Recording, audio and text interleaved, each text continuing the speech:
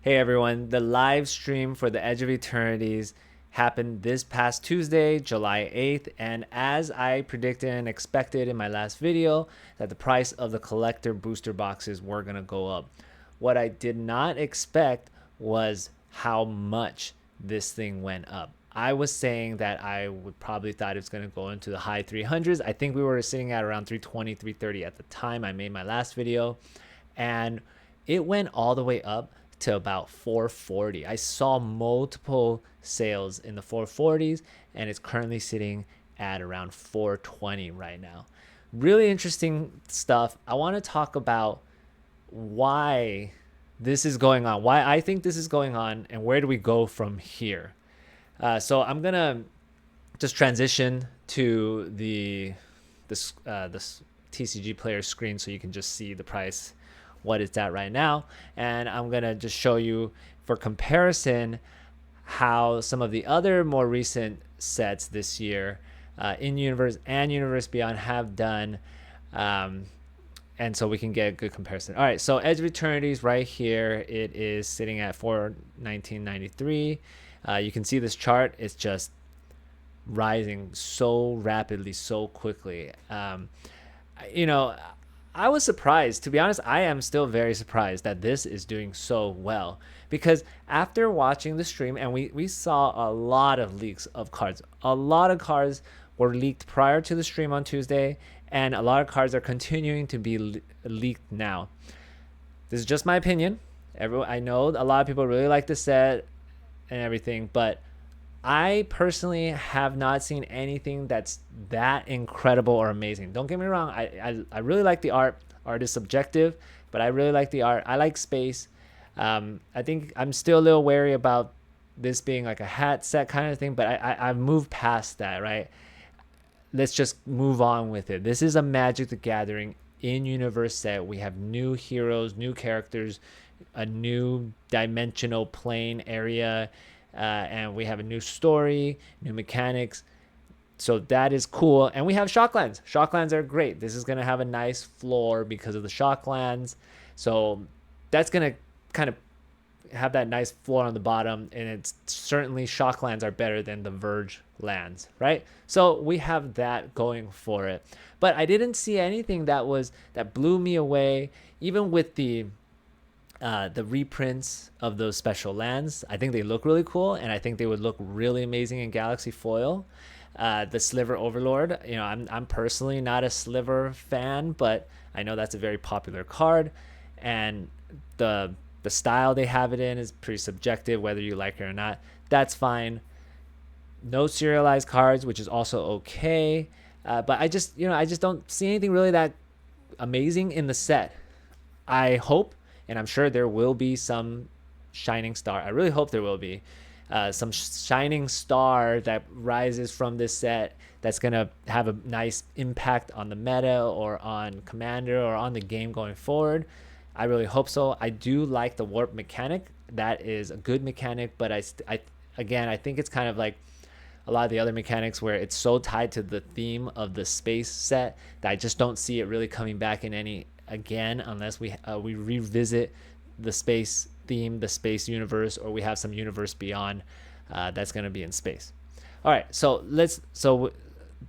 the price, I was very surprised by how expensive this box got. For comparison, let's take a look at Tarkir Dragonstorm.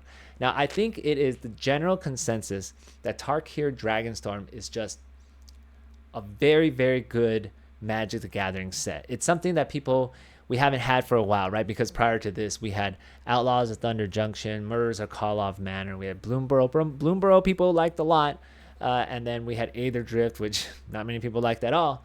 But people really like Tarkir Dragonstorm. It is the heroes and the characters we really like in a plane or world Tarkir that we've also really liked from the past. You have Elspeth, Narset, Ugin, and you have a bunch of dragons. Who doesn't like the dragons, right? So that set did really well, exceeded everyone's expectations.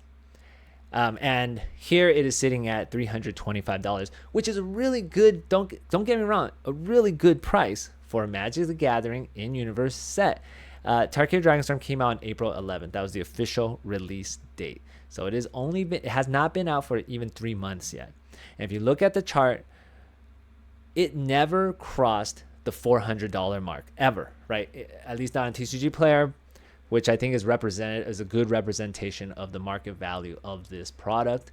As popular and as good of a set this is, it never crossed that $400. Not even during the pre-orders when there was hype, because the hype never reached where we are at today. And how did we get to where we are at today? I will talk about in a second. But again, I just want to point out a very good, very popular Magic in Universe set, Tarkir Dragonstorm, has not reached where we are in Edge of Eternities now, where we are sitting at above $400.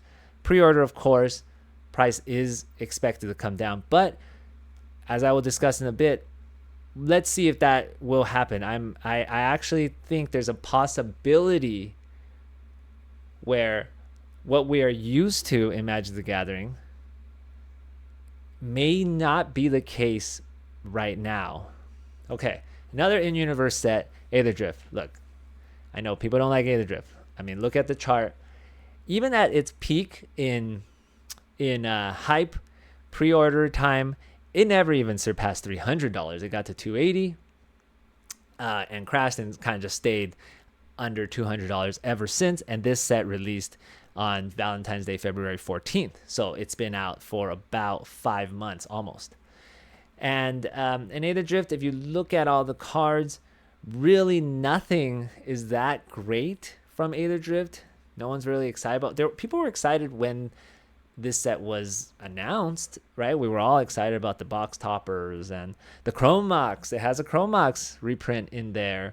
Has serialized Aether Spark, which is a Planeswalker equipment, which that was very new at the time. But yeah, didn't do well. Literally the only card that survived. I mean, there are the Verges. Don't get me wrong. The Verges are played. That's good. And then there's Stock Up, which is an incredible card, but it's an uncommon, a very expensive uncommon. And there's Ketramos, which is played occasionally here and there. So some stuff, but not enough. And the value of the collector product and basically all Aether Drift products have not done well at all. And then we have Final Fantasy. Now, of course, Final Fantasy is an anomaly, but I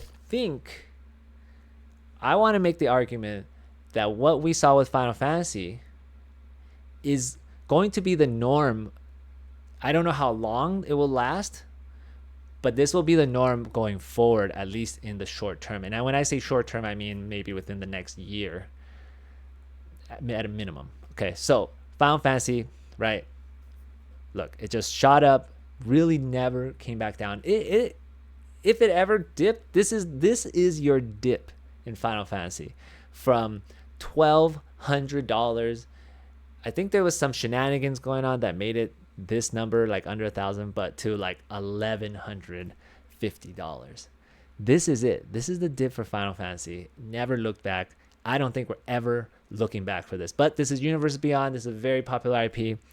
But how did we get here? How did we go from a very good Magic the Gathering set like Tarkir Dragonstorm, not even coming close to what we're seeing with Edge of Eternities and Aether Drift, where it did this, and this is pretty typical of what average Magic the Gathering sets do, kind of like this, or you actually, let's just maybe Tarkir Dragonstorm, where it kind of goes up through the big hype, and it kind of levels off, it comes down, but it never really crashes. It just kind of levels off, and then we stay here for some time until we move back up again, right? And how are we, like, what is going on here? Why is this set have so much hype and demand when there really isn't anything that's that special? It's good. It seems it could be good. Seems fine. But why is it so great?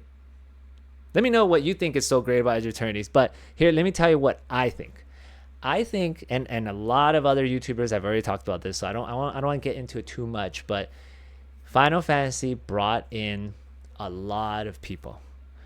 But it brought back people who used to play Magic. It brought in people who never played Magic, and it brought in people who play maybe other card games or collect other card games like Pokemon, One Piece, Yu-Gi-Oh, or whatever other card games there are. And it brought them to Magic the Gathering. Now, whether they're here to play the game, or maybe some of them are here to collect, I think many of them are staying. I wouldn't say most of these people are going to stay in Magic, but I think there's a good amount, and it just adds to the number of people who want to purchase Magic the Gathering products. I also think that the success of Final Fantasy financially, right, like the sealed products or even the singles cards, but sealed products, attracted a lot of collectors, a lot of vendors, a lot of resellers, scalpers, if you will, just people who want to buy it to resell it, make a profit, maybe quickly or maybe a little slower down the line, or just to hold, right? All of that combined, it attracts all of these. And as some of the other YouTubers have already said, it's attracted some game stores, some local game stores, or just some stores they saw the profitability of Final Fantasy or of Magic the Gathering, and they started buying it too. And now and they perhaps made a good amount of money off Final Fantasy, and now the next set is coming out, and this next set has a lot of demand and hype, and they're buying it too. So there's been talk out there about lower distribution allocation numbers. People are speculating, maybe Wizards is cutting down on the print run. That might be true, might not. But also I think that there are just more stores, more people ordering the product, and so there's just less of it to go around to all of the people who want to buy it. And of course, economics, supply and demand, that's kind of sets the price, right? So really high demand, low supply pumps this up. So I think this is kind of the new normal. This could be the beginning of a new normal for Magic, at least for some time. And here's why I think it's going to stay for a little bit, is because whether or not Edge of Eternities is a good set, that's to be seen. But I think regardless, because of what happened from Final Fantasy and what's going to happen from Spider-Man and Avatar, like Edge of Eternities being in the middle of these three really big Universes Beyond sets, it's going to benefit from that. It's right. All of Magic, it's going to just draw in all of this hype and demand. So whether or not this set is good, there's just going to be a lot of demand, and it's going to be expensive. So because of that, I don't even know if we're going to see a crash from Edge of Eternities. To me, I feel like Edge of Eternities, if it were any other year without Final Fantasy and all this Universe Beyond, this probably would be somewhere in the mid to upper 200s and just stay there for quite some time before it goes up to the 300s or above. But because of what's going on with everything, this may not even, this might go down to the mid upper 300s, or might not, and it might just keep rising. We could see a collector booster product of an in-universe Magic the Gathering product off the bat in the 400s and just stay there for a while, or just keep rising. It's never going to keep rising forever. Not even Final Fantasy rose forever. It hit its equilibrium point, if you will, at around $1,150. And where will that be for Edge of Eternities? Will it settle around where Tarkir Dragonstorm is, around 330? Maybe. Or will it have a newer, higher point, maybe at around 400? That's also, I think, very possible. So yeah, I think this inflated price is here to stay. You know, some people are not going to like this. A lot of Magic the Gathering, traditional Magic the Gathering players may not like it. It might be harder to find product. I don't think I don't think we're gonna have a problem with the play boosters. I will be, again, another thing I will be surprised about is if we have a shortage of play boosters, kind of like where we have that situation with the Final Fantasy play boosters, where they're going for like over $200. They were hitting 225. They're kind of going down a little bit now. I don't think I've heard anything about a reprint of the Final Fantasy play booster situation, but they did just have the Arena Direct, where probably hundreds, if not thousands, of Final Fantasy play booster boxes were distributed through that. I don't know if they've actually gone out yet, but that just happened, and that could be contributing to the dip in Final Fantasy. But as you see here, the play booster boxes are going down a little. Again, remember 210 is MSRP for Final Fantasy. So anyway, I think this is just where we are now. I don't see anything that special of Edge of Eternities, the set in particular, but I wouldn't be surprised if it just remains high just because of the state of the market, the euphoric state of the market we are in for Magic the Gathering. But if there's also is the possibility of it going the route of traditional, more regular Magic the Gathering in universe sets. So either it's going to be a good Magic the Gathering in universe set, do well, and we're going to see it stay in like the mid 300s and of course eventually rise after that, or it's going to do really poorly and it's going to be like Aether Drift, where it's going to be basically sit at like the distributor pricing around that area for a while. We'll have to see. It's going to take, it won't take too long, but it's within the next month and a half, we'll really start to see where this is going to go. So it'll be really interesting to monitor this and watch this for the next month and a half. At this point, I think anything's on the table. Anything's possible now, at least for now. For the remainder of this year, I think everything's just going to be inflated. This, Spider-Man, Avatar, it might even carry over a little bit into the first set of next year, Lorwyn. And then, I don't think they've announced any Universe Beyond yet for next year. So Lorwyn will really have to set the stage for how the set after that, I think that's the Strixhaven set, is going to do. We'll just really have to see. But for the remainder of this year, it's going to be wild in Magic the Gathering. Good luck to everyone who is trying to get this product to open.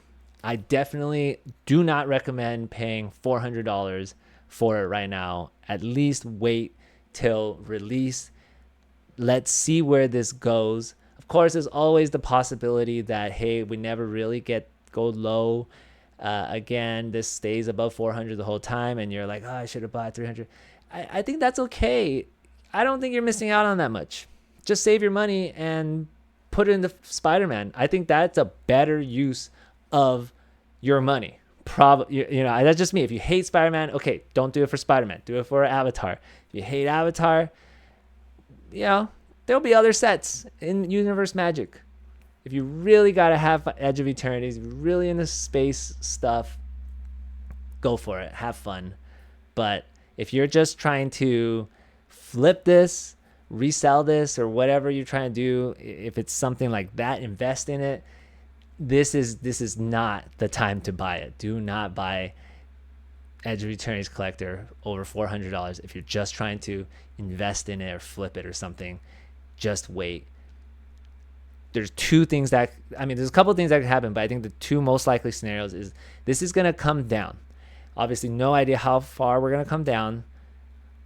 It could come down a lot, come down to like 200 something, just a little bit into the 300s, or it just keeps going.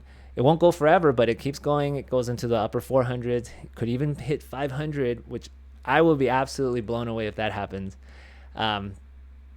But again, I don't really think you're missing out on that much. At that point, if it gets to 500, just buy the singles. I mean, even now, it's probably better to just buy the singles. I just don't see the singles being that expensive.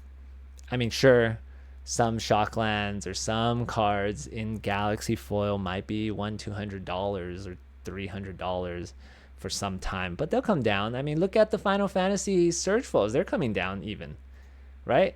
real quick before we end this video, I believe the Final Fantasy Surge foils that you can only get in the collector booster are coming down a little. So here's the Sephiroth Surge foil borderless. So there is a issue with this chart, I believe. Like it doesn't show all the sales. Like look at this, July 7th, it says 0 items sold. But if you look at the data, I'll have to log in for this, but if you look at the data, you'll see that there were multiple items sold on July 7th. So I don't know what's going on with this chart. And then maybe I'm wrong. Maybe it just keeps going up. But let's look at Cloud. Cloud, like look at Cloud, right? Like, see, I don't know what's going on with this chart. It's not accurate. But Cloud's down to 300. I'm pretty sure it was higher than that at some point. Like the singles go down over time, regardless. And so will whatever single you're trying to get from Edge of Eternities. You can I would just wait. All right. Well, thanks everyone for watching. We're going to be talking about the Sonic stuff next Monday. I think it's going to be a complete shit show, as it always is. Good luck if you're trying to get that. I'll see you later.